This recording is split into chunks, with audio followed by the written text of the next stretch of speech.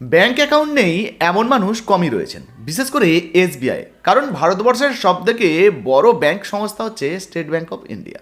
এবার আপনাদেরকে জানিয়ে দিই, এই নতুন বছরে এসবিআই বেশ কিছু বড়সড় পরিবর্তন করা হচ্ছে। আপনার যদি স্টেট ব্যাংক অফ ইন্ডিয়ায় অ্যাকাউন্ট থেকে থাকে তাহলে অবশ্যই এটা আপনার জেনে রাখা প্রয়োজন। না হলে আপনার ব্যাংক থেকে অযথা টাকা কেটে নেবে এবং আপনি বুঝতেই পারবেন না যে কেন আপনার টাকা কাটা হলো।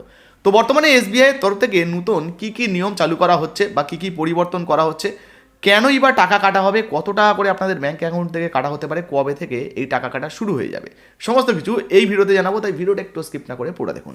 আপনি যদি আমাদের চ্যানেলে নতুন আসেন অবশ্যই চ্যানেলটিকে সাবস্ক্রাইব করে পাশে থাকবেন, আর ফেসবুক থেকে দেখলে ফলো করতে ভুলবেন না। চলুন শুরু করা যাক। তো দেখুন বন্ধুরা, বলা হয়েছে এসবিআই গ্রাহকদের জন্য দুঃসংবাদ। 15 এপ্রিল থেকে চালু হচ্ছে নতুন নিয়ম। তো বুঝতে পারছেন, এপ্রিল মাসের 15 তারিখ থেকে সম্পূর্ণ নতুন নিয়ম চালু হয়ে যাচ্ছে। আর এটা যদি আপনি না জানেন তাহলে অযথাই হয়তো আপনার ব্যাঙ্ক অ্যাকাউন্ট থেকে টাকা কাটবে, আপনারা কিন্তু বুঝতে পারবেন না, সমস্যায় পড়তে পারেন। তো দেখুন কবে প্রকাশিত হয়েছে, এখানে ডেট দেওয়া রয়েছে, দেখে নিন নতুন আপডেট কি বলা হয়েছে। দেখুন, ক্রমশ ডিজিটাল হচ্ছে ভারত, দিন দিন লাফিয়ে বাড়ছে অনলাইন লেনদেন। অর্থাৎ আপনারা অনেকেই অনলাইনে টাকা কিন্তু দেওয়া নেওয়া করেন, তাতে উৎসাহ দিচ্ছে কেন্দ্রীয় সরকারও। এর মধ্যেই অনলাইনে আর্থিক লেনদেনের নিয়মে বদল আনতে চলেছে এসবিআই। তো বুঝতে পারছেন, অনলাইনে যদি আপনি টাকা পাঠান সেক্ষেত্রে কিন্তু সেই লেনদেনে নতুন নিয়ম আসতে চলেছে এসবিআইয়ের তরফ থেকে, অর্থাৎ স্টেট ব্যাংক অফ ইন্ডিয়ার তরফ থেকে। নয়া নিয়মের ফলে টাকা গুনতে হবে আইএমপিএস এর ক্ষেত্রে, অর্থাৎ আইএমপিএস এর মাধ্যমে আপনারা যারা যারা টাকা পাঠান অনলাইনে, এবার কিন্তু তার জন্য আপনাদেরকে চার্জ দিতে হবে। দেখুন বলা হয়েছে, অনলাইনে এক ব্যাংক অ্যাকাউন্ট থেকে অন্য ব্যাংক অ্যাকাউন্টে টাকা পাঠানোর জন্য জনপ্রিয় পদ্ধতি হলো আইএমপিএস। মুহূর্তের মধ্যেই প্রাপকের অ্যাকাউন্টে টাকা চলে যায়। এতদিন এর মাধ্যমে 5 লক্ষ টাকা পর্যন্ত পাঠানোর জন্য গ্রাহকের থেকে কোনো ফ্রি নিত না এসবিআই, অর্থাৎ 5 লক্ষ টাকা পর্যন্ত আপনি পাঠালে কোনো টাকা কিন্তু দিতে হতো না।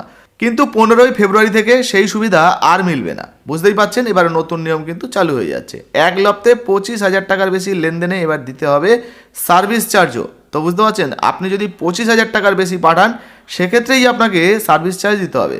সেই পরিমাণ কত তাও বিজ্ঞপ্তিতে জানিয়ে দিয়েছে দেশের বৃহত্তম ব্যাংক। দেখুন বলা হয়েছে, 1 লক্ষ টাকা পর্যন্ত আইএমপিএসে দিতে হবে 2 টাকা চার্জ। 2 লক্ষ টাকা পর্যন্ত লেনদেনে তা বেড়ে হবে 6 টাকা, অর্থাৎ 2 লক্ষ টাকা কাউকে পাঠালেন 6 টাকা কিন্তু আপনাকে চার্জ দিতে হবে। আর 5 লক্ষ টাকার ক্ষেত্রে চার্জ বাবদ আগামী দিনে 10 টাকা দিতে হবে গ্রাহককে। প্রতি ক্ষেত্রে সঙ্গে যুক্ত হবে জিএসটি, অর্থাৎ এই যে টাকাটা আপনারা দেবেন বা মানে যে চার্জটা কাটা হবে তার সঙ্গে জিএসটিও কিন্তু যুক্ত হবে, অর্থাৎ আরও একটু বাড়তে পারে। আইএমপিএস এর মাধ্যমে সর্বোচ্চ 5 লক্ষ টাকা পাঠানো যায়।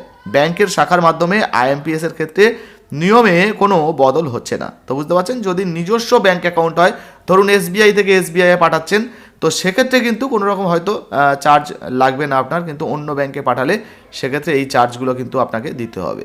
তো দেখতেই পেলেন, এসবিআই যদি আপনার অ্যাকাউন্ট থেকে থাকে সেক্ষেত্রে কিন্তু এসবিআইয়ের তরফ থেকে নতুন নিয়ম বা পরিবর্তন করা হচ্ছে। এবার আইএমপিএসে যে টাকা লেনদেন করেন তার উপরে কিন্তু চার্জ কাটা হতে পারে। কত টাকা লেনদেন করলে কত টাকা চার্জ দিতে হতে পারে সেই নিয়ে তো আগেই আপনাদেরকে দেখিয়ে দিলাম। তো আপনার নিজস্ব যদি মন্তব্য মতামত থাকে অবশ্যই লিখে জানাবেন। আর কোন ব্যাংকে আপনার অ্যাকাউন্ট রয়েছে অবশ্যই লিখে জানাবেন। ভুল করে কিন্তু অ্যাকাউন্ট নাম্বার লিখবেন না, আপনি সমস্যায় পড়ে যেতে পারেন। ভিডিও ভালো লাগলে লাইক দিয়ে শেয়ার করে দেবেন। ধন্যবাদ।